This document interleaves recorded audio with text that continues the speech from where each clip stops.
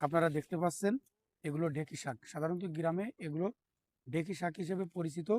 এগুলো গ্রামে খাওয়ারও ব্যাপক পরিমাণে প্রচলন আছে। এগুলো গ্রামের মানুষ খেয়ে থাকে।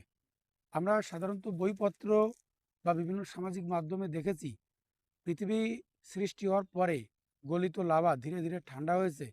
তারই পরেই যে পৃথিবীতে যে উদ্ভিদগুলো সৃষ্টি হয়েছে তার ভিতরে অন্যতম হচ্ছে এই ফার্ন বা ফার্ন জাতীয় উদ্ভিদ। এটাকে আমরা গ্রামে ঢেঁকি শাক বলে থাকি। এই ফার্ন বা ঢেঁকি শাকের কিছু স্বাস্থ্য উপকারিতা আছে। এই ঢেঁকি শাকে এতে পটাশিয়াম, ভিটামিন এ ও সি আছে, যেগুলো হৃদরোগের জন্য খুবই উপকারী। তাদের রক্তে কোলেস্ট্রল বেশি বা উচ্চ রক্তচাপ আছে যাদের, তারা নির্বিঘ্নে এই ঢেঁকি শাক খেতে পারেন। ঢেঁকি শাক প্রাকৃতিকভাবে রক্তে উচ্চ মাত্রার কোলেস্ট্রল কমায় এবং হৃদরোগের রোগীদের জন্য অনেকটা নিরাপদ করে তোলে।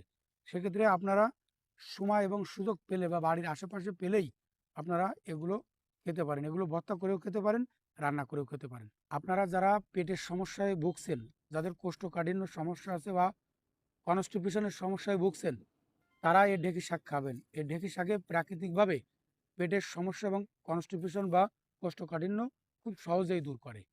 তবে ঢেঁকি শাক খাওয়ার সময় অবশ্যই আপনারা জালি পাতা বা মাথা কুঁকড়ানো এগুলো নির্বাচিত করবেন।